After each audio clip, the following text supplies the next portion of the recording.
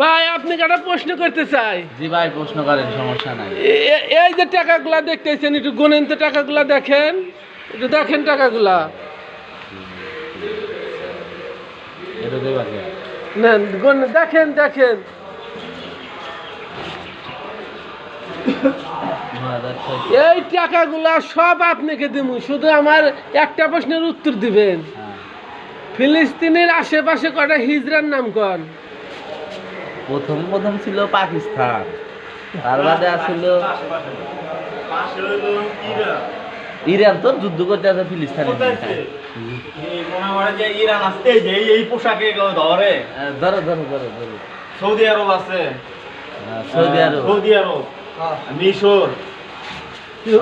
এখানে দিকে টাকা না শোনেন, আমার জানা মতে মুসলিম কান্ট্রিতে শুধু পাকিস্তানের কাছেই পারমাণবিক অস্ত্র আছে। তো তাকে তো আমার পুরুষই মনে হয়। পুরুষ হইলে বড় জাতের পুরুষ না, ধর্মের নিগে তারা লড়ে না, তারা লড়ে তাদের স্বার্থের লিগে। ঠিক আছে, যাক, এই ভাই ঠিক কথা বলেছে।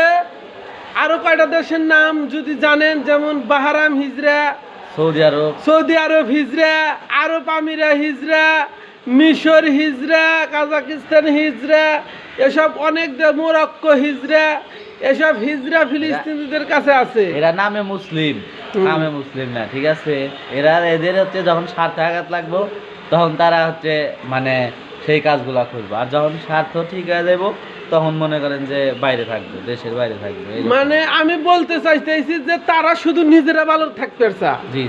হ্যাঁ, তারা নিজেরা ভালো থাকতে চায়। আর একটা মুসলিম, এই যে ফিলিস্তিনিতে হাজার লক্ষ মানুষ ইসরায়েলের হাতে অন্যায়ভাবে খুন হচ্ছে, মারা যাচ্ছে, তাদের কোনো প্রতিবাদ নাই। না, কোনো প্রতিবাদ নেই। তো এইসব হিজড়ারা ট্রাম্পের কাছে যায়।